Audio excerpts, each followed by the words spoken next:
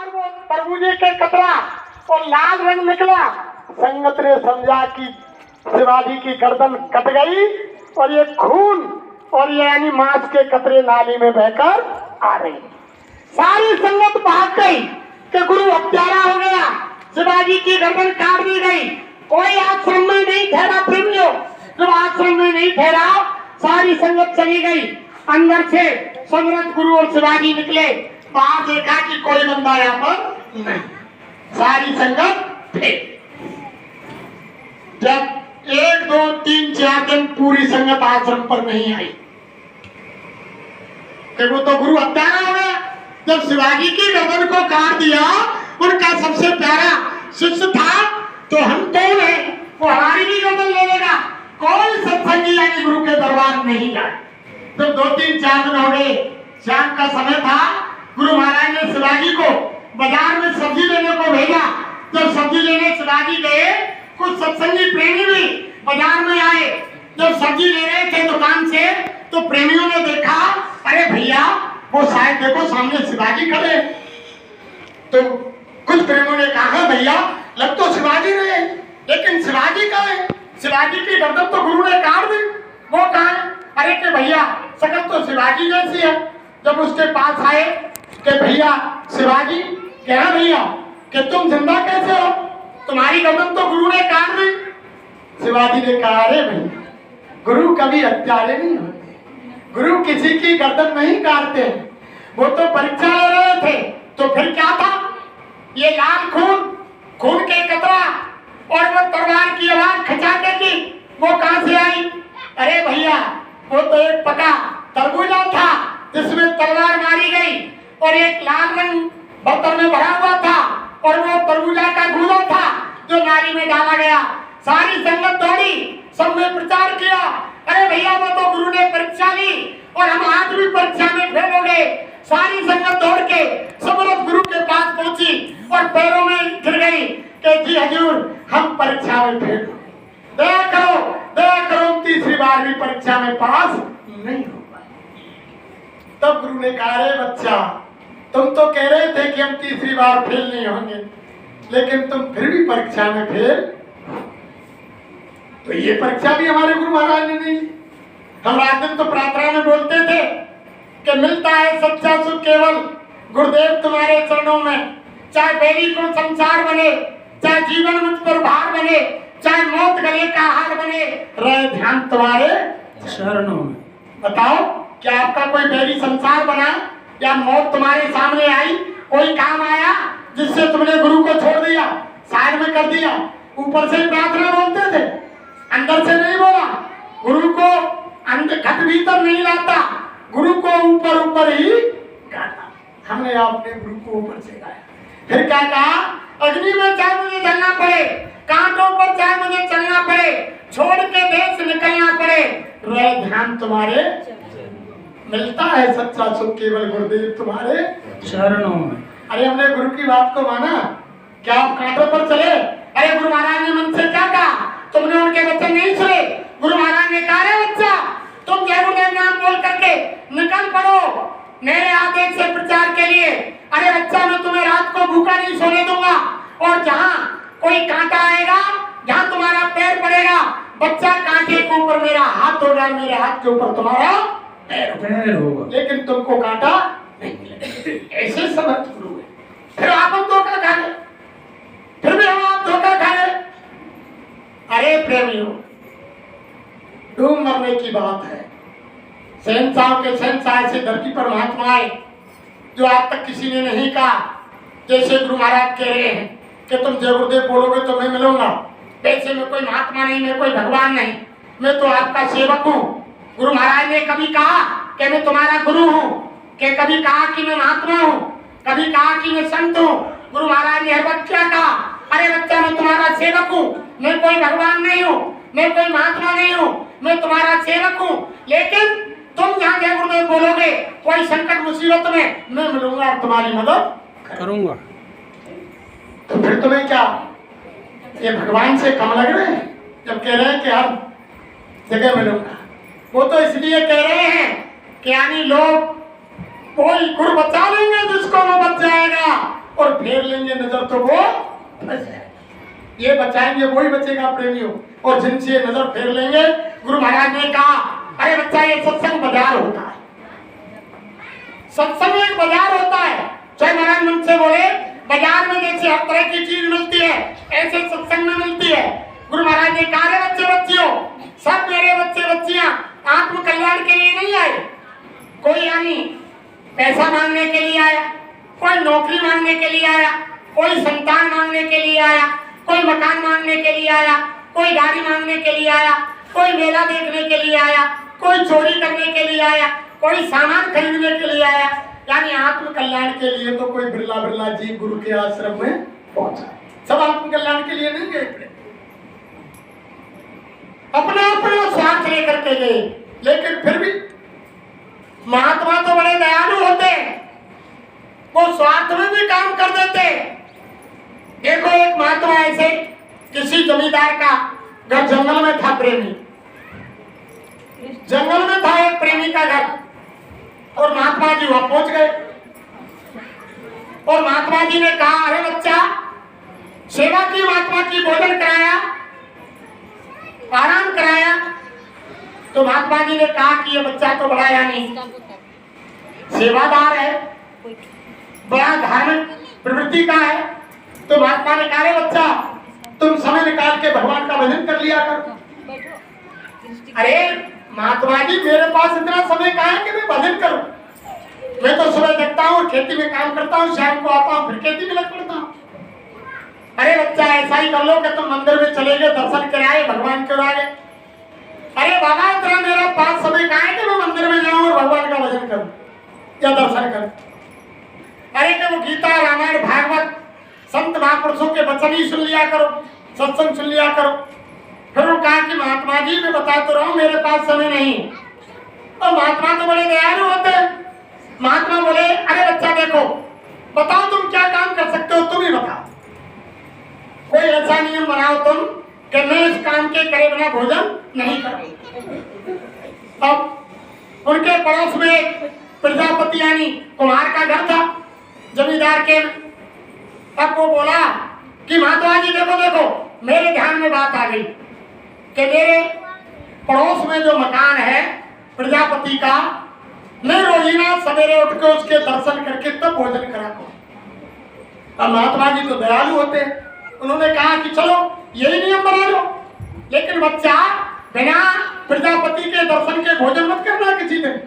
कि महात्मा जी ये मेरी पक्की बात है, बिना दर्शन किए मैं भोजन नहीं।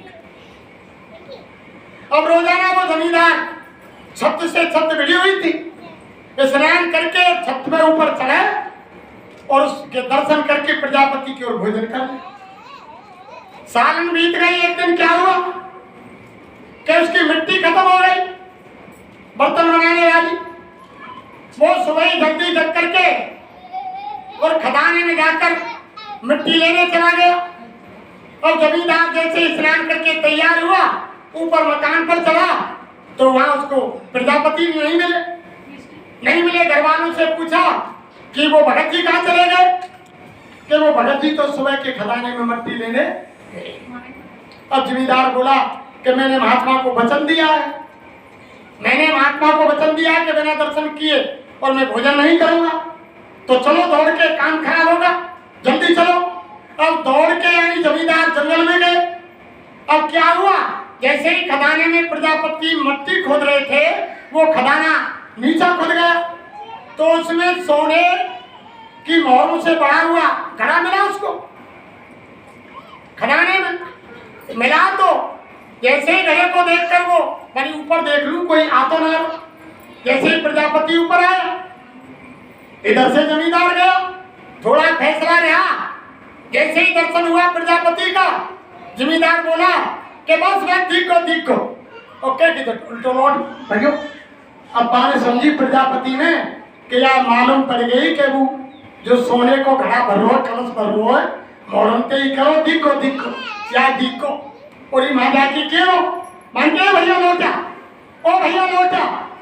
अब जमींदार लौटा, मैंने कहा बात है कि भैया देख तो दिखो तो कहूँ की जो मती ना आधो कर ले, आधो कर ले। आज ही मोहरम में सोने की ने तू लेगा और आदि में मैं ले जाऊंगा। अब उसने सोचा जमींदार ने कि मैंने महात्मा की बात को नहीं माना, अगर मैं महात्मा के कहे अनुसार उनकी बात पर चलता तो ना जाने क्या चीज मिल जाती। ये वरदान तो मैंने मनचाहा लिया कि बिना दर्शन करे यानी प्रजापति के भोजन नहीं करूंगा। तो एक नियम बनाने पर मुझे भौरों का खड़ा आधा मिल गया, और अगर मैं महात्मा की बात मान के महात्मा का मनचाहा वरदान लेता तो आज में मालामाल हो जाता। तो महात्माओं के एक एक वचन में प्रेम योग इनके एक एक शब्द में रह छुपा हुआ है, लेकिन हम आप नहीं मान सकते। हम आप इनकी बातों को हम आपने ध्यान देकर नहीं सुना। सत्संग तो आपने सुना, लेकिन एक एक शब्द तभी तो गुरु महाराज कहते थे, अरे बच्चा सत्संग में आओ, जब होश में बैठो और सामने बैठ करके आंखें खोल करके यानी वचनों को सुनो। जब गुरु महाराज मन से सत्संग देते तुम उनको देखते कि वो यहाँ से नहीं बोलते थे, वो अनामी धाम से सीधे गुरु महाराज उनकी एक एक रोम से वो दया की किरण, उनकी आंखों से वो दया की यानी रोशनी निकलती। लेकिन बहुत से जीव पीछे बैठते कहीं यानी अपनी झोपड़ी झुग्गी में वहां बैठकर सुनते, दया की धार से महरूम रह जाते, दया नहीं लेने पाए।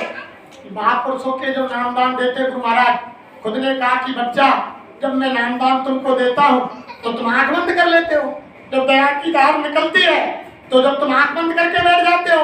अरे महापुरुषों के सामने नजर से नजर मिला करके बैठना चाहिए। जब उनके रोम से उनकी आंखों से दया की धार निकलती है और जीव के ऊपर पड़ती है तो जन्म जन्मांतरों के कर्म जीव के खत्म होते हैं। जो रामायण में लिखा है कि सन्मुख हो जीवम जबई और जन्म को टगना से जबई नाम हृदय पर है और हो पाप को नाश और जो चिंगारी आपकी परपुरानी घास। यानी जीवों के कर्म प्रेमियों ऐसे जल जाते हैं जब महात्माओं के वचन उनके हृदय में पड़ते हैं।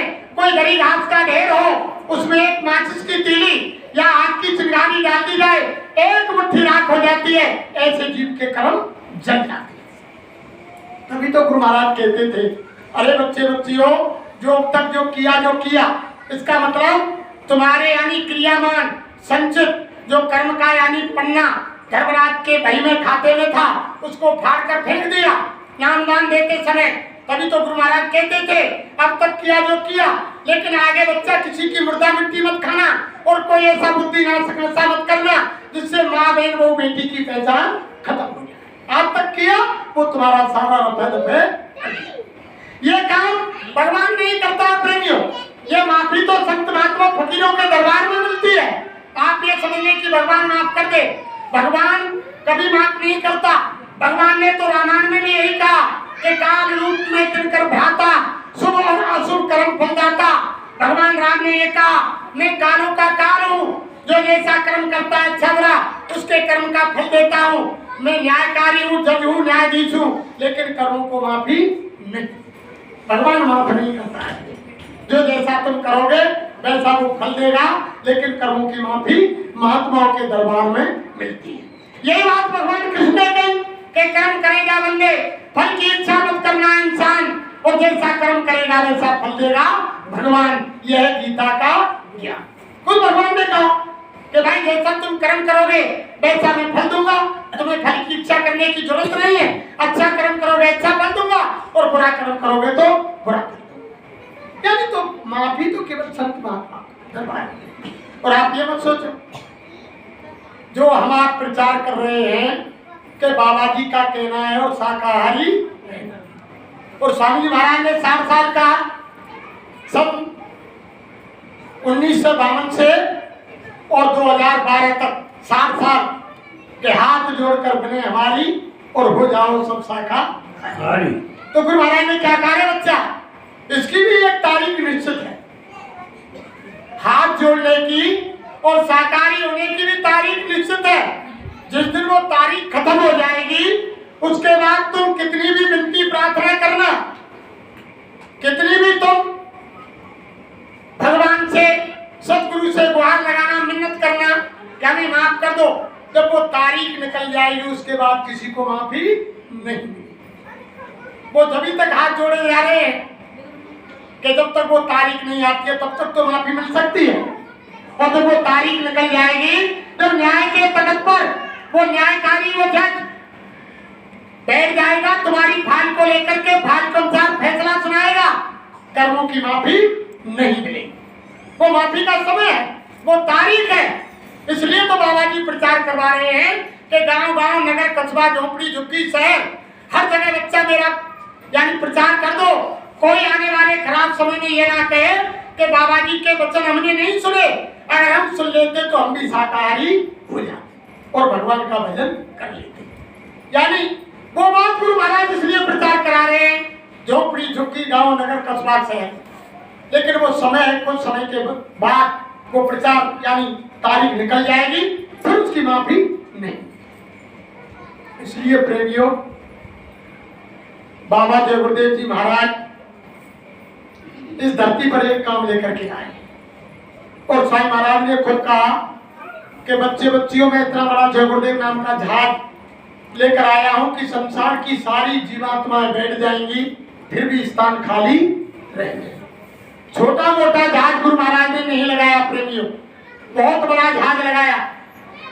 लेकिन आप हम या मन के खेल में फंस गए। ये मन माया का और काल माया का देश है ये संसार, इसी में आप हम सब फंसे हुए हैं। और गुरु महाराज कह रहे हैं कि तुम्हारे प्रारब्ध पर, तुम्हारे तकदीर पर भरोसा करो, जो तुम्हारे भाग्य में लिखा है वो मिलेगा। लेकिन हम आप उस पर भरोसा नहीं कर रहे हैं और रात दिन यानी मालिक को छोड़ करके, मालिक के वचन को त्याग करके और संसार के कामों में लगे हुए। लेकिन इस मन के फेरे में आकर के देखो, बड़े बड़े देवी देवता, बड़े बड़े ऋषि मुनि महात्मा, बड़े बड़े त्यागी तपसी इस मन के अधीन है। मन ने सबको पछाड़ दिया। तभी तो श्री साईं महाराज ने कहा ना कि बड़ा बैरी है मन घट में, इसी को जीतना कठिना, पढ़ो तुम इसी के पीछे और सब जतन ही करना। हार जल जाए मन तुमसे और चढ़ा दो सुत को गगना। मान दो बात ये मेरी, करो मत और कुछ जतना, गुरु से प्रीत कर पहले और बहुर घट शब्द को सुनना। सबसे पहले तो गुरु से प्रीत है। जब इनसे सच्चा प्यार हो जाएगा प्रेमियों तो काम बन जाएगा। भाई गुरु महाराज ने कहा कि नहीं कहा, तुमने सुना होगा सबने। गुरु महाराज ने कहा कि तुम्हारे परिवार के अंदर 4 सदस्य हैं, तो 5वां बच्चा मुझे मान लो, परिवार का सदस्य 5वां मुझे मान लो। गुरु महाराज ने स्वयं कहा मुझसे, अरे तुम्हारा बेटा मान लो, बेटी मान लो, माँ मान लो, बाप मान लो, भाई मान लो, बहन मान लो, कोई भी परिवार का सदस्य मुझे मान लो। जितना प्रेम तुम तुम्हारे परिवार के 4 सदस्यों से करते हो, जो मेरे 5वें के हिस्से में जो जितना प्यार आता है वो मुझसे कर लो। और जितना संसार का खर्चा तुम यानी परिवार के 4 सदस्यों पर करते हो, खाने पर, पीने पर, कपड़ा पर, सावन पर, दवाई पर, पढ़ाई पर, लिखाई पर, आने पर, जाने पर, जितना खर्चा 4 सदस्यों का करते हो, जो 5वें सदस्य का मेरे हिस्से में आता है वो मेरे नाम पर खर्च कर दो। अरे अपना मान लो, मुझे कुछ भी मान लो। स्वामी महाराज ने कहा रे महात्मा किसी का रखते नहीं है बच्चा। अगर किसी ने 1 गिलास पानी पिलाया तो उसका 10 गुना करके महात्मा देते हैं, 10 गिलास पिलाते हैं। किसी ने 1 बूंद पानी लिया, 10 बूंद पानी महात्मा पिलाते हैं, वो किसी का नहीं रखते हैं। अरे तुम करके तो देखो। और अब आप क्या कर रहे हैं भाई? घर परिवार का कोई भी काम पड़ जाता है, जरूरत का कोई सामान जुटाना है, कोई बीमारी तकलीफ है, कहीं से भी कर्जा लाना पड़े, लेकिन उस काम को हम करेंगे। लेकिन गुरु का कोई आदेश आ गया तो उस काम को हम नहीं करते। अरे भाई देखो प्रेमियों, कर्म 3 प्रकार से बनते हैं, तन, मन और धन से। जो हमने शरीर से कर्म किए हैं वो शरीर से सेवा करने पर ही भुगतान होगा उनका। और जो मन, कर्म, वचन, वाणी से जो हमने कर्म किए हैं अच्छे बुरे, वो यानी मन से ही खत्म होंगे, मन वाणी से ही वो खत्म कर सकते हो उनको। जैसे गुरु महाराज साकार का प्रचार करा रहे, साकार के प्रचार के लिए आप निकल गए, मन वाणी से आपने प्रचार किया, जो मन से हमने अच्छे बुरे कर्म किए वो रफा दफा कर दिए गए। शरीर से जो किए हैं, आश्रमों में सेवा कर दी, सेवा करने के बाद वो सारे कर्म खत्म हो गए। धन से जो हमने अच्छे बुरे कर्म किए हैं, धन की सेवा हमने मालिक के आदेश से आश्रमों में लगा दी, सरकार के प्रचार में प्लेट छपवा दिए, गाड़ी में डीजल पेट्रोल डाल दिया, उसमें लगा दिया, वो कर्म उससे खत्म हो गए। और जब तक इस देश का असूल है प्रेमियों, इस संसार का पाई पाई कर्जा मैं ब्याज के जब तक जीव चुकता नहीं कर देगा, तब तक यहाँ से जीवात्मा जाने वाली नहीं। तो रामायण में कहा कि निर्मल मन जब से मोह पावे और मोह कपट छल छिद्र न भावे। जब तक आप पाक साफ निर्मल नहीं हो जाओगे, जब तक यानी आपकी जीवात्मा को गुरु महाराज उठाने वाले नहीं है। अरे आप संसार में देख लो, ये हमारी माता बहन देवियों की गोद में कोई छोटा बच्चा हो और सर्दी का समय हो, अगर उसने रात में बिस्तर में कपड़ों में टट्टी पेशाब कर दिया, माँ रात में उठेगी, सीधा सीने से नहीं लगाएगी, नल के नीचे ले जाएगी, चाहे कैसा भी ठंडा पानी है, बच्चा चिल्लाएगा रोएगा, हाथ पैर फीकेगा, लेकिन उस पर दया नहीं करेगी, उसकी गंदगी को ठंडे पानी से ही साफ करेगी, बच्चा चिल्लाता रहेगा। जब गंदगी का एक कण भी उसके शरीर पर नहीं रहेगा, तब सूखे कपड़े से पोंछकर सूखे कपड़े में लपेट के जब मां सीने से उसको लगाए। अगर एक कण भी गंदगी का है, कोई माँ बाप बच्चे को सीने से नहीं लगाएगा, गोद में नहीं लेगा। जब ये संसार का असूल है प्रेमियों, तो वो मालिक तो बहुत पाक साफ निर्मल है। जब तक हमारी गंदगी का एक एक कण है ब्याज के, जब तक यहाँ से साफ नहीं होगा, जब तक हमारी जीवात्मा सतलोक जाने वाली नहीं। और हम तो रात दिन कर्म के ऊपर कर्म के ऊपर कर्म के पर्दे चढ़ाते चले जा रहे हैं। और जो गुरु के आदेश का पालन करेंगे, जब इनसे मिन्नत मांगेंगे, इनके ऊपर यानी हमारे जो भाग में लिखा है वो तो मिलेगा, उसे कोई मेटने वाला नहीं है प्रेमियों। ये तो हर तरह की दया देकर के 24 घंटा आपके कर्मों को मेटना चाहते हैं। अरे गुरु हर समय आपके संग है, ये अंग संग है, और ये तो इतनी दया करते हैं। जब जब चोट पड़ी दुखन की और डर कर भजन की यारी, वैसे हम आप भजन नहीं करते। एक कोरोना आया 2019 में, तो बहुत से नामदानी प्रेमी थे जिन्होंने जीवन में माला नहीं पकड़ी, लेकिन जब कोरोना का भय सताया, जब गुरु महाराज की बात याद आई कि भजन की दौलत ही संग चलेगी और कोई काम नहीं आएगा, ढाल तलवार का काम केवल भजन करेगा, तब लोगों ने हाथों में माला थाम ली और सुबह शाम भजन करने लग गए कोरोना। और जब कोरोना निकल गया, फिर उसी जगह पर आ गई। बहुत लोगों ने हमने देखा, बहुतों ने डर डर के भजन किया कि मर जाएंगे, कोरोना में भजन नहीं करेंगे। सुबह बैठते, शाम को बैठते, जो एक समय भजन नहीं करते, ध्यान भजन सुमरन कोई काम नहीं करते, उन्होंने कोरोना के भय से दोनों समय भजन किए। बाबा जी के वचन उनको याद आया, तभी तो गुरु महाराज ने कहा, बच्चा जब वो समय ऐसा आएगा, चारों तरफ से तुम्हें आपदाएं घेर लेंगी और घर में बैठकर रोओगे, ऐसी ऐसी बीमारियों को तुम आमंत्रित कर लोगे।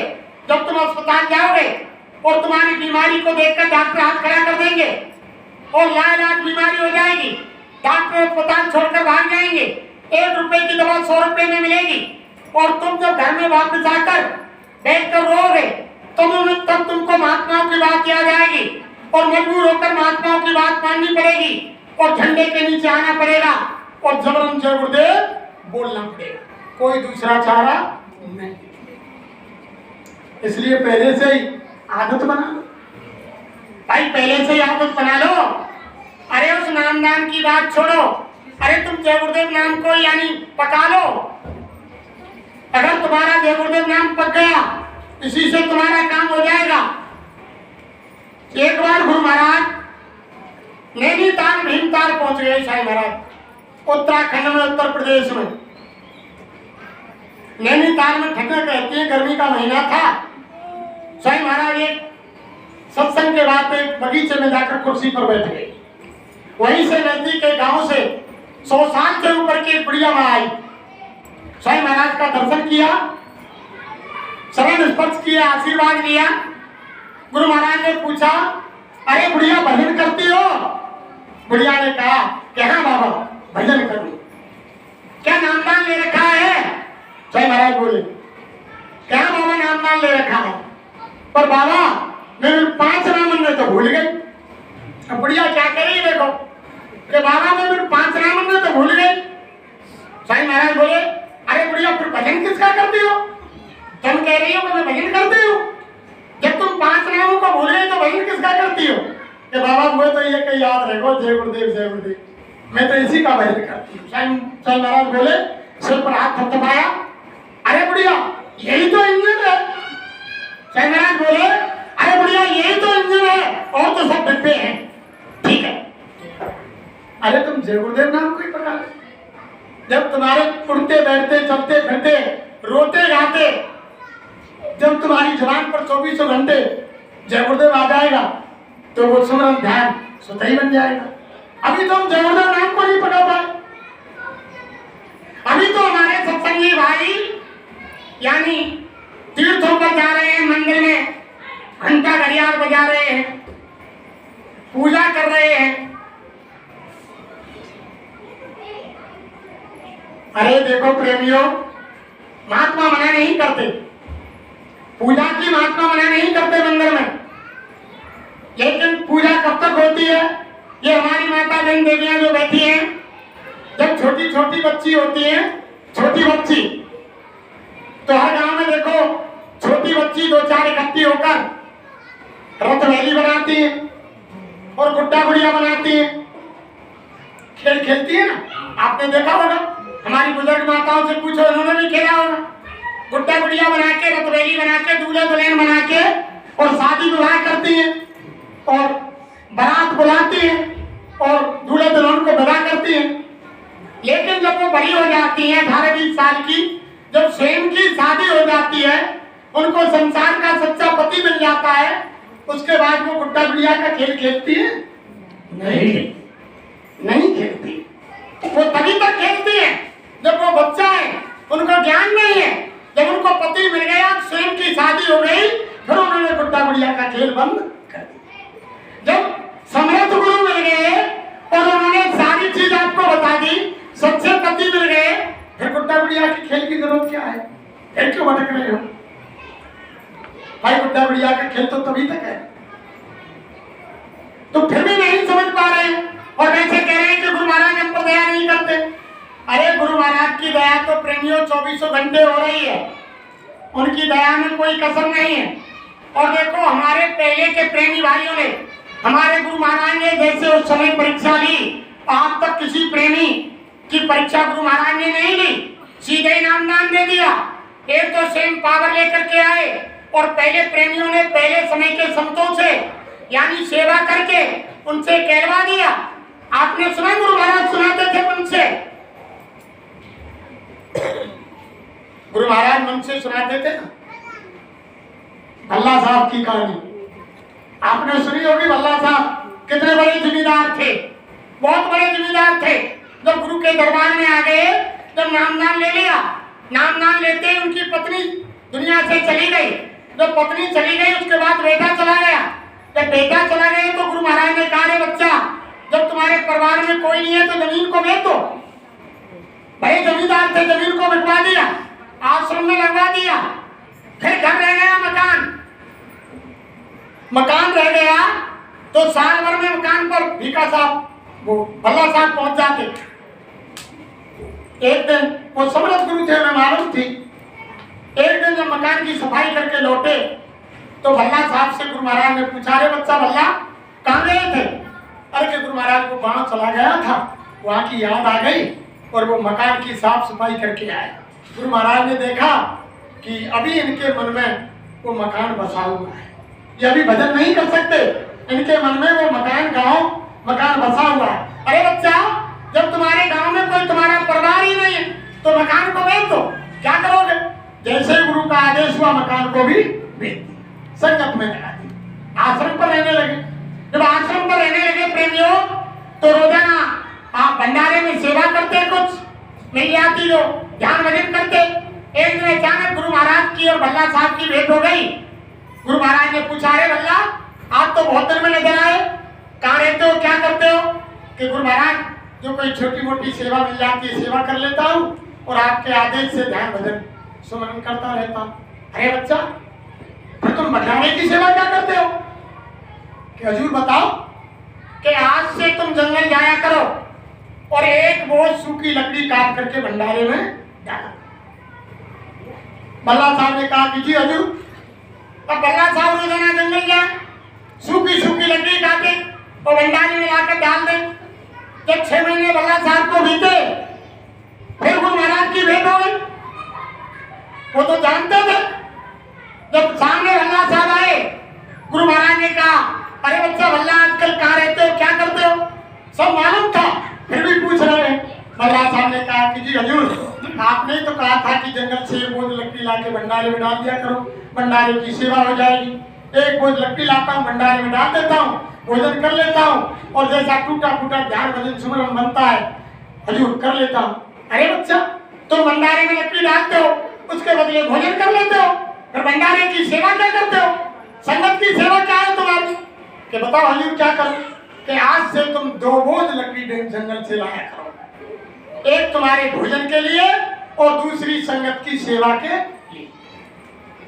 अब भल्ला साहब रोजाना जंगल जाए, 2 बोझ लकड़ी काटे सूखी और तब लौट के आए।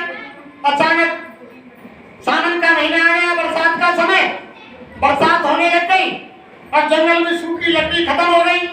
भल्ला साहब जंगल गए, 2 बोझ लकड़ी तो काट ली, लेकिन काटते काटते दिन डूब गया, सूर्यास्त हो गया।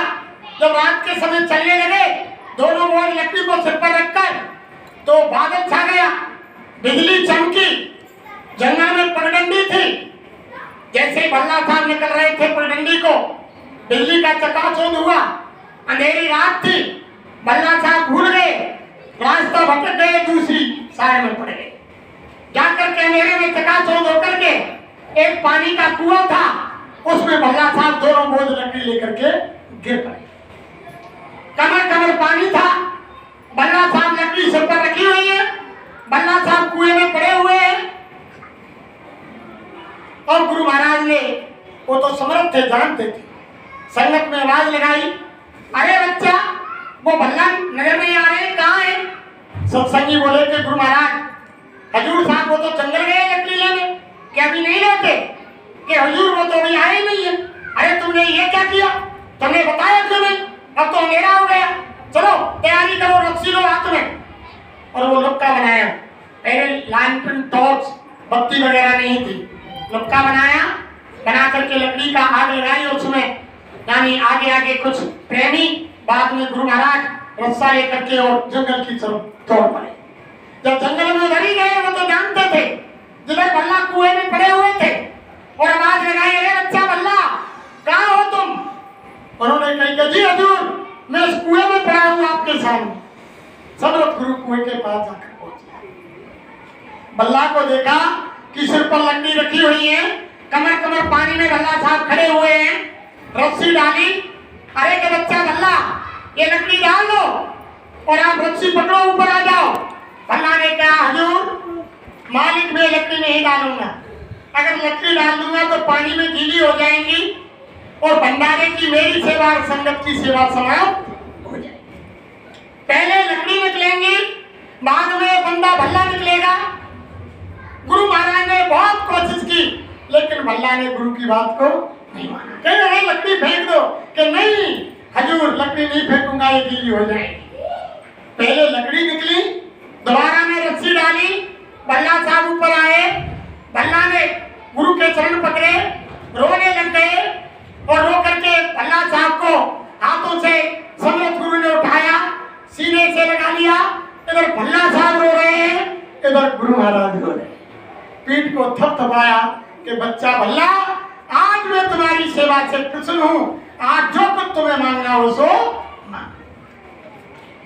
समर्थ गुरु से भगत ने कहा कि जी हजूर मैं क्या मांगूंगा, आप पूरे समर्थ दयालु मेरे सामने खड़े हैं, आपने सब कुछ मुझको दे दिया। ए हजूर मैं आपसे क्या मांगू, तुम स्वयं मेरे सामने खड़े, मैं क्या चीज मांगू जब आप मेरे सामने सब कुछ, आप सब कुछ देने वाले हो, जब दाता ही मेरे सामने खड़ा है तो अब मांगने की क्या कसर रहेगी। फिर भी समर्थ गुरु ने कहा कि नहीं बच्चा, मैं तुम्हारी भक्ति से बहुत प्रसन्न हूँ, आज जो कुछ तुम्हें मांगना है सो।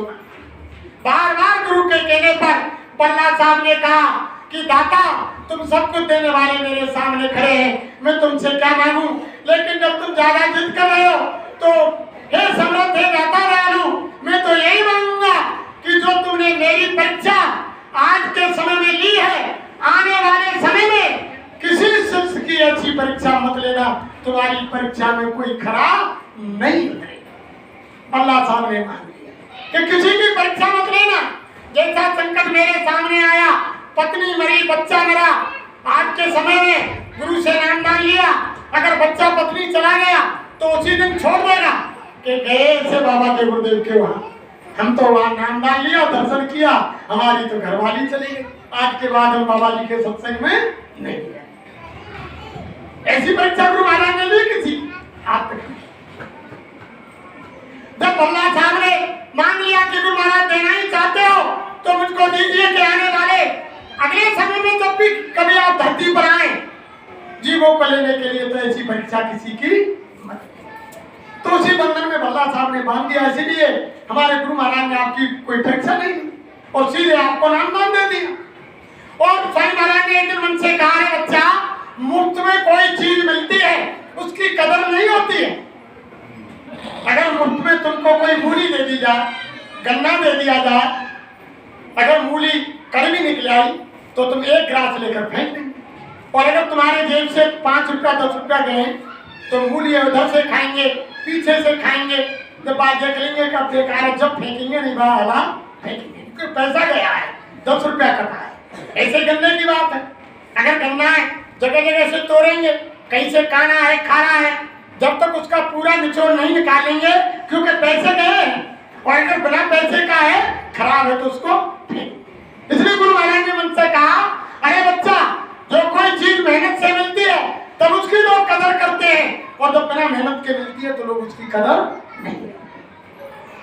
गुरु का नामदान आप हमको बिना मेहनत के मिला, हमने गुरु को नहीं खोजा, गुरु महाराज ने हम आपको खोजा, इन्होंने आकर पकड़ा, इसलिए हम कदर नहीं कर रहे। लेकिन यह चीज मिलने वाली नहीं है जो रामायण में लिखा है कि कोट कोट मुनि यतन कराई और अंत नाम कहीं आवत नहीं। ऋषि मुनियों ने जन्म पर जन्म धारण किए, लेकिन फिर भी ये नाम की दौलत उनको नहीं, ऐसे नहीं मिलती है, बड़ी मुश्किल से मिलती है। इसलिए इसकी कदर करो और ध्यान भजन स्मरण करो, समय निकाल करके। समय बहुत विकराल आ रहा है, इतना भयानक समय आ रहा है, जो ये गर्मी पड़ रही है। आप शायद कोई पुराने सत्संगी हो, स्वामी महाराज ने 84-85 उस समय कहा था, अरे बच्चा एक समय ऐसा आएगा, इतनी भीषण गर्मी पड़ेगी, इतना टेम्परेचर हो जाएगा कि इंसानों के खड़े खड़े मस्तिष्क यानी चट गिर जाएंगे, इतना टेम्परेचर बढ़ जाएगा। ये जो गर्मी पड़ रही है, कभी देखी आपने आज तक और वर्षों में इतना टेम्परेचर पड़ रहा है। राजस्थान की तरफ तो खड़ी खड़ी गाड़ियां मोटरसाइकिलों में आग लग रही, खड़ी खड़ी एक जगह 2 मोटरसाइकिल जल गई, एक गाड़ी जल गई, इतना टेम्परेचर भारी बढ़ रहा है और लोगों की मौत हो रही है अगाधुन से टेम्परेचर से, यानी ब्रेन हेमरेज हो रहा है, नसें फट रही, यानी वो समय बिल्कुल नजदीक आ गया प्रेमी। इसलिए बाबा जी की बात को मानो, और हम काम माया के चक्कर में फंसे हुए, यानी मन का काम मान रहे। और महात्मा कहते हैं कि सतगुरु कहे करो तुम सोई, और मन के कहे चलो मत। और हम आप मन का क्या कर रहे, हम आप मन की मान रहे।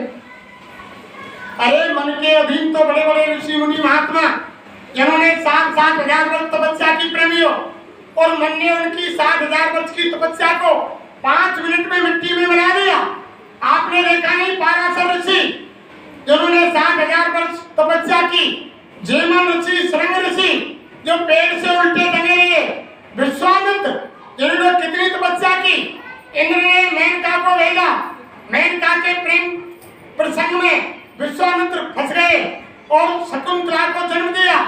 ऋषि के आश्रम में छोड़ दिया और पाराशर ऋषि आपने देखा 7000 वर्ष तपस्या की और जब नदी से पार होने के लिए गए तो उसी समय मंचोदरी धीमर की लड़की अपने पिता को भोजन लेकर आई और भोजन की तैयारी यानी उनके पिता करने लगे।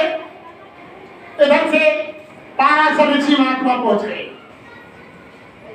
और धीमर ने देखा अब क्या किया जाए कि इधर तो मैंने भोजन सामने रखा, अगर भोजन को छोड़ू तो यानी देवता साथ देता है और अगर ऋषि महाराज से इंतजार कराऊं तो ये साथ दे सकता है। उनकी बात को उनकी पुत्री मंचोदरी समझ गई प्रेमियों कि इस समय मेरे पिताजी दुविधा में। तब मंचोदरी ने हाथ जोड़कर अपने पिता से कहा कि पिताश्री अगर आपको कोई परेशानी नहीं हो तो महात्मा जी को ऋषिवर को मैं नदी से पार उतार दूं, नाव में बैठा के पल्ली पार पहुंचा दूं। मंचोदरी के पिता ने सोचा योगी है, ज्ञानी है, जति है, त्यागी है, तपसी है, महात्मा है, चलो लड़की जवान है कोई बात नहीं, महात्मा ही तो है, नदी से पार कर देगी कोई बात नहीं, ज्ञानी है, संसारी नहीं है।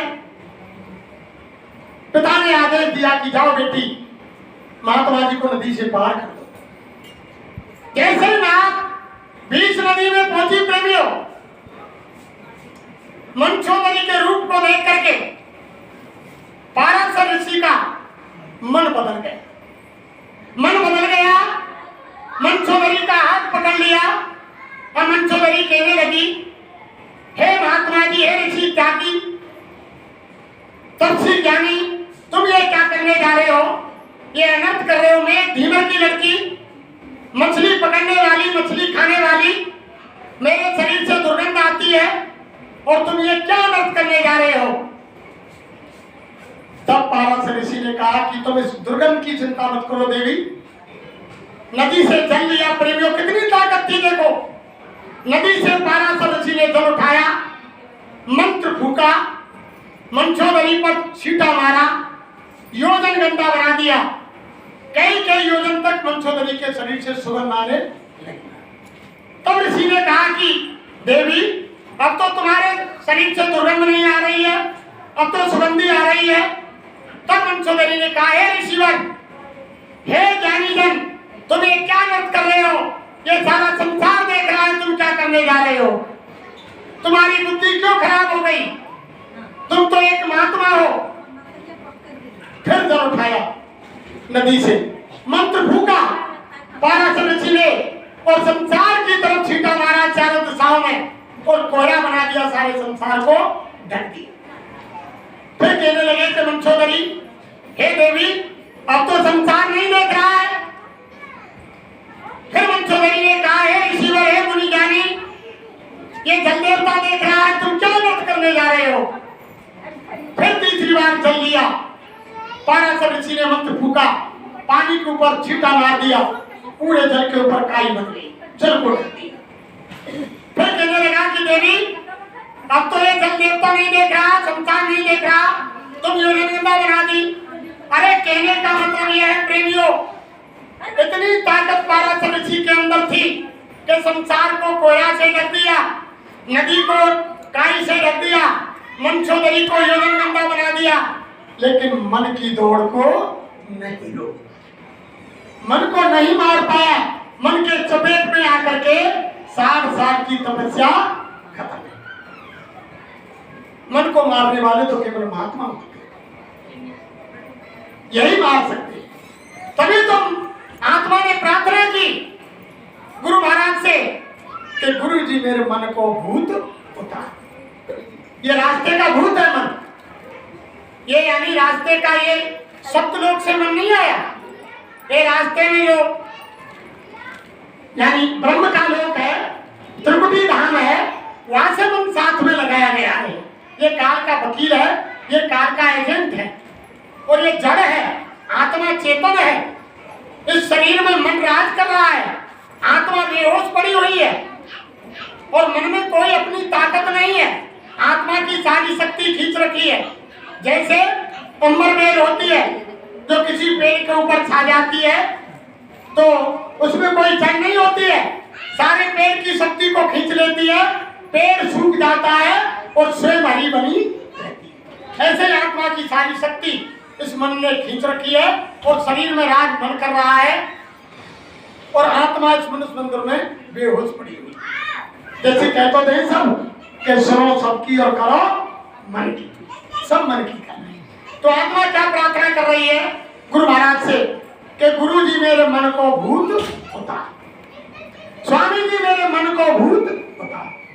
जब ते पिता देश ते आई, लायो ज्योति ब्रह्म लगा लगाई, और लगो भूत मत मारो स्वामी जी मेरे मन को भूत। त्रिपुटी धाम गैल में पायो और मनुआ संग वहां से आयो। ये रास्ते का भूत है, सतलोक से नहीं आया, ये जीव के साथ त्रिपुटी धाम से लगाया गया और बिना मन को संग लिए जीवात्मा ऊपर भी नहीं जा सकती। क्या आप ये सोच लें कि मने हम काम नहीं लिया तो जीवात्मा ऊपर पहुंच जाओ? ये तो मन को लेकर ही जीवात्मा ऊपर की मतलब हो गया। मन को वश में करना पड़ेगा, मन को मारना पड़ेगा। जिन्होंने मार मन डाला उन्हीं को सूरमा कहना, वही सूरवीर है, वही सच्चा सूरवीर है जिसने मन को मार लिया। फिर आगे कहा कि मनुआ मौज करे हंसावे और काल कर्म पे मोह पिटावे और दियो दुख पारो गुरु जी मेरे मन को भूत।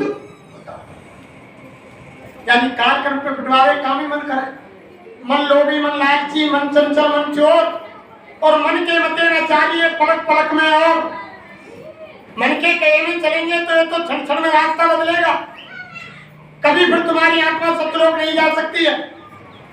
लेकिन मन को मारने के लिए जब महापुरुषों के वचन सुनेंगे, महापुरुषों की लिखी हुई किताब सुनेंगे, उनका सत्संग सुनेंगे, जब मन के ऊपर महापुरुषों के वचनों की चोट पड़ेगी तब ये ध्यान भजन सिमरन के लिए बैठेगा, ऐसे नहीं बैठेगा। तुम अगर सत्संग सुनना छोड़ देंगे, महापुरुषों के वचन सुनना छोड़ देंगे तो मन मोटा हो जाएगा, कभी भी भजन में नहीं लगेगा। जब इनके वचन सुनेंगे, जब मन के ऊपर महापुरुषों के वचनों की चोट पड़ेगी तब ये ध्यान भजन सिमरन की तरफ मुड़ेगा। जब ध्यान भजन सिमरन में बैठेगा तब ऊपर से वो आवाज आएगी, तब इस मनुष्य मंदिर में जीवात्मा जगेगी और तब वो अपने घर जाने की तैयारी करेगी। ऐसे ही थोड़ी करेगी।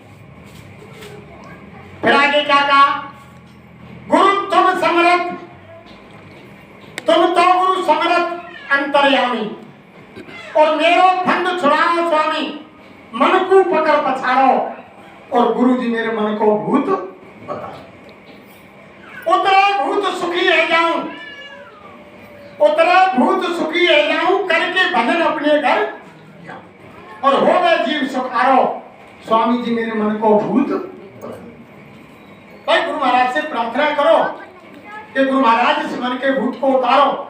जब तक ये मन का भूत नहीं उतरेगा तब तक यानी काम नहीं बनेगा। प्रेमियों, भाई जो भी हरकत इस शरीर में कर रहा है, आत्मा कभी शराब नहीं पीती, आत्मा नाच नहीं खाती, आत्मा चोरी नहीं करती, आत्मा झूठ नहीं बोलती, आत्मा रिश्वत नहीं लेती, आत्मा किसी से ईर्ष्या नहीं करती, आत्मा किसी का विश्वासघात नहीं करती, आत्मा किसी की चुगली नहीं करती। यानी अनैतिक कार्य कोई भी आत्मा नहीं करती है। करवाता कौन है? मन। करता कौन है? शरीर। और उसका भोग किसको भोगना पड़ता है? आत्मा। तभी रामायण में लिख दिया कि कोई करे अपराध और कोई कर्म फल भोग, अति विचित्र भगवंत गत को जाने जब जो। यानी करता कोई है और उसके फल को कोई करवाता मन है। कहीं तुम कोई चोरी करने जाओ, कोई भी गलत काम करने जाओ, अंदर से आत्मा कहेगी कि नहीं नहीं ये काम गलत है, इसको मत कर। लेकिन मन मोहर लगाएगा, कर, वो भी सो देखी जाएगी, कर। जबरन मन उसको करवा देगा, लेकिन आत्मा कभी भी अंदर से मना करेगी। काम के लिए अंदर से आत्मा मना करेगी, वो आवाज आएगी एक अंदर से आत्मा की कि ये काम गलत है, इसको मत कर। और गलत अच्छा बुरा क्या काम है आत्मा बताते। गुरु महाराज ने कहा बुरा काम वही है जिस काम के करने में भय लगे, जिस काम को करने में डर लगे वो गलत काम है, और जिस काम को करने में कोई डर भय नहीं है वो काम सच्चा है। इसलिए प्रेमियों भाई, बड़े बड़े देवी देवताओं को, इंसानों को इस मन ने पछाड़ दिया, लेकिन महात्माएं ऐसे होते हैं जो इस मन को काबू में कर लेते। महात्माओं के वचन ऐसे होते हैं जो मन को काबू में कर लेगा। और बिना मन के मार जब तक मन नहीं मरेगा तब तक जीवात्मा सत्यलोक जाने वाली नहीं है, ध्यान भजन सुमरन नहीं बनेगा। तभी तो गुरु महाराज कहते हैं कि मन चित्त बुद्धि को जीवात्मा के आंख कान के साथ लगा करके ध्यान भजन सुमरन पर बैठो, जब तुम्हारा काम बनेगा। जब मन मथुरा दिल द्वारका काया काशी जान, मन तो मथुरा में डोल रहा है और दिल द्वारका में और शरीर यहाँ तुम्हारा झारखंड में रखे हुए है, तो बताओ ध्यान भजन सुमरन कैसे मारा जाए? वो तो तीनों चीज जब मन चित्त बुद्धि एक साथ नहीं लगेंगी जब तक काम नहीं बनेगा। और वो कौन लगाएगा उनको? जब तुम्हारा मन नहीं लगे, बुद्धि काम नहीं करे, चित्त नहीं लगे, तो इनसे विनती करो रो। अरे गुरु महाराज ने कहा अगर तुम सुमरन पर बैठते हो, सुमरन में मन नहीं लगता है तो ध्यान पर बैठ जाओ, ध्यान में मन नहीं लगे भजन पर बैठ जाओ, भजन में मन नहीं लगे तो प्रार्थना पर बैठ जाओ। अगर प्रार्थना में मन नहीं लग रहा है अरे तो तुम रोने लग जाओ। जब तुम रोगे और एक तुम्हारे अंदर से आंसू निकलेगा, आंसू की एक बूंद गिरेगी तो वो यानी मालिक तुम्हारी आंसू की बूंद को सहन नहीं करेगा, और वो झट से यानी तुम्हारे अंदर जो विकार भरे हुए उनको एक साय में अलग कर देगा, फिर पुनः तुम्हारा ध्यान भजन स्मरण मन लगने लगेगा। इनसे विनती प्रार्थना कर, ये तुम्हारी पुकार को सुनेंगे और कोई सुनने वाला नहीं है। सच्चे साथी महात्मा होते हैं और कोई यहाँ दुनिया में काम आने वाला नहीं है। संसार के जिनके ऊपर तुम कह रहे हो कि मेरा बच्चा है, बच्ची है, मेरा पति है, पत्नी है, कुटुंब है, परिवार है, नाते रिश्तेदार है, ये सब मतलब के साथी हैं। घर में महात्मा कहते हैं, हमारे गुरु महाराज ने कहा अरे बच्चा घर में वही बच्ची जन्म लेगी जिसके लेन देन का कर्जा है, घर में वही बच्चा जन्म लेगा जिसके लेन देन का कर्जा है, उसी घर में हमारी बच्ची बहू बन के जाएगी जहाँ लेन देन का कर्जा है, उसी घर से बच्ची हमारे घर में बहू बन के आएगी जहाँ उसके लेन देन का कर्जा है। मिले मिलाए बे मिले, और जिनके पहले मेल और बिना मेल मिलते नहीं, ये कर्म के ये सारा खेल कर्मों का है भाई, ये कर्मों का खेल है संसार। यहाँ कोई किसी का नहीं है, यहाँ हर जीव अपने कर्म के कर्जे को चुकाने के लिए आया, और कोई दूसरा खेल नहीं। कोई आप ये समझ रहे कि पत्नी मेरी है, ये पति मेरा है, बच्चे मेरे हैं। अरे स्वामी महाराज कहते हैं अरे अपना काम बना लो, ये कर्म का कर्जा चुका दो। जब तो गुरु महाराज कहते हैं कि तुम्हें घर परिवार छोड़ने की जरूरत नहीं है, जहाँ भी तुम काम करते हो दुकान दफ्तर खेती में ईमानदारी मेहनत से करो, शाम को घर में आओ, बाल बच्चों की सेवा करो, आए गए के आदर सत्कार करो। जब तुम पर संसार का कोई काम नहीं हो, खाट में सोने लेटने जाओ, सच्ची आत्मा से सच्चे भगवान का 1 घंटा ध्यान भजन सुमरन शाम को और 1 घंटा सुबह कर लेना, तुम्हारा ये मनुष्य शरीर पाना सार्थक हो जाएगा, लोग परलोक बन जाएंगे। अरे मैं तुम्हारा कोई घरबार थोड़ी छुड़ाता हूँ, गुरु महाराज ने कहा, ना तुम्हारे बीवी बच्चे छुड़ाता, ना किसी को लाल पीले दोहरे कपड़े पहनाता, ना किसी को साधु सन्यासी बनाता, और ना किसी को जटावाद यानी किसी का मुंडन कराता। मैं तो नहीं कहता, चाहे महाराज ने कहा, मैं तो कहता हूँ घर गृहस्थी में रहो, आपके परिवार के बीच में रहो, भाई उसका कर्म कर जाए उसको चुकाओ। जब वो चुक जाएगा लेन देन तभी तो आत्मा यहाँ से जाएगी, ऐसे थोड़ी जाने वाली। तो देखो प्रेमियों, यहाँ कोई किसी का ना जाने कितनी बार कौन किसी का बाप बन गया, ना जाने कितनी बार कौन किसकी माँ बन गई, कौन किसकी बेटी बन गई, कितनी बार आपने महाभारत में देखा जिस समय चक्काव्यूह की रचना कर दी गई, अभिमन्यु मारा गया, और जब बाहर से अर्जुन और कृष्ण आए, जब अर्जुन ने सुना कि अभिमन्यु मेरा बेटा मारा गया, तो भगवान से कहने लगे, हे योगेश्वर अब मैं जिंदा नहीं रहूंगा, मेरा बेटा अभिमन्यु मारा गया तो मैं भी चिता लगा करके मरता। जंगल में लकड़ी कंडे इकट्ठे करके चिता बना ली। भगवान ने बहुत समझाया अर्जुन को, अरे कि भैया अर्जुन कोई किसी का नहीं है, इतने दिन का संस्कार था, वो चला नहीं माने। जब चिता बनकर तैयार हो गई, लेटने की देरी थी, तब भगवान ने कहा, अरे अर्जुन बंद करो। जब आंख बंद करके अंदर की तीसरी आंख खोली अर्जुन की, 2 बार आंख खोली भगवान कृष्ण ने कुछ क्षण के लिए। एक बार तो महाभारत में जब वो हथियार नहीं उठा रहे थे कि कौन किसको मारूं, सब अपने रिश्तेदार है, कोई मामा चाचा फूफा भतीजो भाई है, कोई गुरु है, कोई आचार्य, किसको मारूं, किस पर हथियार चला। जब भगवान ने विराट रूप दिखाया, अंदर की तीसरी आंख खोली और देखा कि सब मरे पड़े हुए हैं, भगवान कृष्ण का सुदर्शन चक्र चल रहा है, ये तो काम हो चुका है, तुम तो निमित्त मात्र खड़े हो जाओ। जब अर्जुन ने हथियार उठाया, दूसरी बार फिर तीसरी आंख खोली के अंदर में देखो अर्जुन, देखो। जब आंख बंद करके अर्जुन ने देखा तो सामने तमाम अभिमन्यु खड़े हुए। तब भगवान ने पूछा, अरे बात बताओ क्या देख रहे हो? कि भगवान मैं तमाम अभिमन्यु देख रहा हूं, पहचानो तुम्हारा बेटा कौन सा है? कि हे योगेश्वर मुझे मालूम नहीं कौन सा बेटा है, सब एक शकल है। तो भगवान ने कहा कि तुम्हारे दाएं हाथ से 5वें नंबर के वो तुम्हारे बेटा अभिमन्यु है। अर्जुन ने जैसे ही आगे बढ़े, अपने बेटा अभिमन्यु की जेब भरने लगे, अभिमन्यु ने धक्का मारा, हट नहीं अर्जुन, क्या कर रहा है? कौन किसका बाप, कौन किसका बेटा?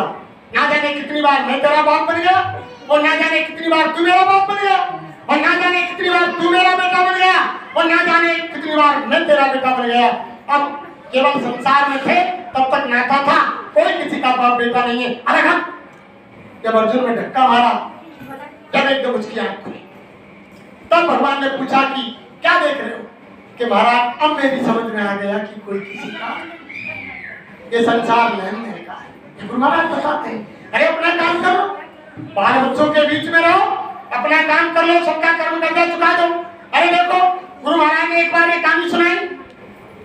एक बच्ची थी, 12 साल की अवस्था में नाम ले लिया, और नाम लेने के बाद भजन करती रही। गुरु महाराज कहते हैं कि 12 साल के बच्ची नाम लेकर भजन कर सकते हैं। जब वो 20 साल की हो गई तो उनके घर वालों ने उनकी शादी कर दी। शादी के लिए कोई सत्संगी भाई नहीं मिला, संसारी लोगों के यहाँ शादी कर दी। वो वैसे शाकाहारी थे, लेकिन उनका लेन देन वही था, शादी तो वही ना करोगी। जब शादी हो गई प्रेमियों, तो वो रोजाना बच्ची भजन करे, तो उनका वो संसारिक पति आकर के उसको भजन करती को मारे, पीटे, लात मारे, चद्दर ओढ़ के बैठ जाए, वो ध्यान भजन सुमरन करे, कि जूतों सहित लात दे, थप्पड़ मारे, भजन को खराब कर दे। बहुत परेशान। आश्रम पर कार्यक्रम आया, 3 कार्यक्रम लगते हैं, होली का, गुरु पूर्णिमा का, दादा गुरु के भंडारे का। तो कार्यक्रम नजदीक आ रहा, वो बच्ची आश्रम पर गई। गुरु महाराज सत्संग के बाद कुटिया में चले गए, अकेले बैठे थे। बच्ची ने जाकर गुरु को दंडवत प्रणाम किया, पैर स्पर्श किया, आशीर्वाद दिया। गुरु महाराज ने कहा कि जी हजूर, वो हमारा पति संसारिक हमें भजन करते हैं, जब हमारी पिटाई करता है बेकसूर। गुरु महाराज ने कहा, बच्ची भजन में समय बढ़ा दो।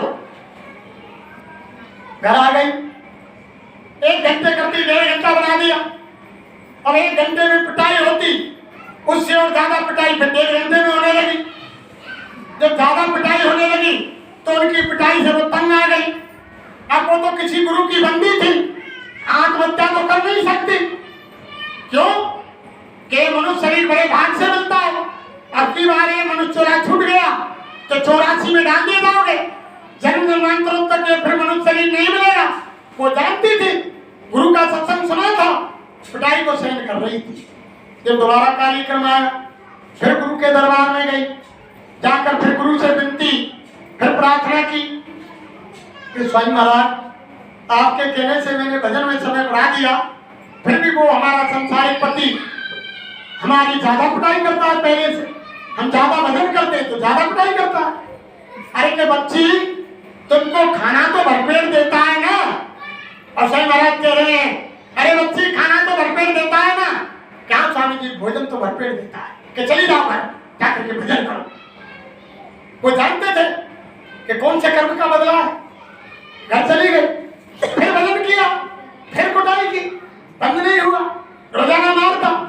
जब भजन पर बैठी मिल जाती तभी पिटाई करता, कोई बिरला दिन वापस जाता। तीसरी बार जब फिर गुरु महाराज क्या कार्यक्रम लगा, खूब गुस्सा में गई वो बच्ची और कहा कि गुरु महाराज मेरी फरियाद को, मेरी विनती को, मेरी पुकार को ऐसे नहीं सुनूंगी, सुनेंगे। अब की बात 13 बार में गुरु महाराज से कहूंगी। अब वो थोड़ी ने गुस्सा करके और गुरु महाराज के सत्संग के बाद गई कुटिया में। साईं महाराज अकेले बैठे हुए, शरण स्पर्श किया, गुरु ने आशीर्वाद दिया। बच्ची खड़ी हुई, कहा कि साईं महाराज बार बार आप आशीर्वाद दे देते हो और कहते हो कि भजन करो भजन करो। साईं महाराज को घर वाला आदमी, वो संसारिक पति हमारी बार बार पिटाई करता और तुम कहते हो भजन करो भजन करो, जितना भजन करती उतना ही पिटाई करता। साईं महाराज बोले, अरे बच्ची तुम नहीं जानती, पहले जन्म में तुम उनकी सौतेली माँ थी, सौतेली माँ। सुनो प्रेमियों, महात्मा खोलते हैं भाई। गुरु महाराज ने खोला कि तुम पहले जन्म में उनकी सौतेली माँ थी, तुम उनसे ईर्ष्या करती, कमरे में बंद कर देती, रोज पिटाई करती और भरपेट भोजन नहीं देती। साईं महाराज ने कहा इतना भोजन देती तू कि इसका पेट यानी खाली रहे नहीं, भूख से मरे नहीं और उसका पेट भरे। इतना भोजन देती, रोज पिटाई करती, कमरे में बंद कर देती। अरे बच्ची किसी की दया से तुमको भोजन तो भरपेट मिल रहा है, चली जाओ घर जाकर भजन करो, कर्म का कर्जा चुकाना पड़ेगा। वापस लगा दे। ये ऐसा है संसार में, हम जिनको अपना समझ रहे हैं, अपना कहूं किसे में, अपना नहीं या कोई, और अपना कहा जिसे भी काम आया ना। औरत सीमित रहती है, जब इंसान चला जाता है दुनिया से, औरत सीमित रहती है मकान तक, और समाज जाता है शमशान तक, और बेटा जाता है अग्निधाम तक, और इंसान के कर्म जाते हैं भगवान तक। केवल इंसान के कर्म जाएंगे, कोई साथ जाने वाला। इसलिए औरों को संत शरण में, महात्मा क्या कहते हैं कि और लोगों संत शरण में काम यही एक आएगा, ये नर तन अनमोल मिला है, बार बार नहीं पाएगा। मात गर्भ में ऊंधा लटका, 9 महीने दुख पाया था, सुमरंगा में नाम तुम्हारा ये के बाहर आया था, बाहर आकर बाधा भूल गया, और तू क्या मुंह लेकर जाएगा। और लोगों संत शरण में काम यही एक, अरे कोई काम आने वाला नहीं है प्रेमियों। सच्चे साथी महात्मा होते हैं जो इस लोक में काम आते हैं और उस लोक में काम आते हैं, और कोई तुम्हारे काम आने वाला नहीं है। तुमने माँ के गर्भ के अंदर जब उल्टे लगे हुए थे, उस समय नंगे माँ के गर्भ में पड़े हुए थे, और कई झिल्लियों में परतों में बंद थे, बदबूदार तरल पदार्थ तुम्हारे चारों तरफ घूम रहा था, आंख कान मुंह में भरा हुआ था। उस समय तुम ना हिंदू थे, ना मुसलमान थे, ना सिख थे, ना ईसाई थे, ना ब्राह्मण क्षत्रिय वैश्य शूद्र, कोई कौमियत कोई धर्म नहीं था। माँ के गर्भ में नंगे पड़े हुए थे। उस समय भगवान का तार तुमसे जुड़ा हुआ था, और भगवान की रोशनी तुमको आ रही थी। माँ के गर्भ में इतनी असहनीय तकलीफ उठा रहे थे, माँ के मलमूत्र की बदबू और माँ के साथ गंगा ग्रम चटपटाती का भोजन करती, उसकी यात्रा तुमको होती, और तुम्हारे पैर ऊपर को थे, सिर नीचे को था। उस समय तुमने भगवान को याद किया। तो महात्मा ने क्या कहा कि दुख में स्मरण सब करे और सुख में करे ना कोई, और जो सुख में स्मरण करे तो दुख का ये खूब। अब भाई अब हम सुख में संसार, वैसे एक संसार में सुख है नहीं, यानी शीशा में मुख और संसार में सुख,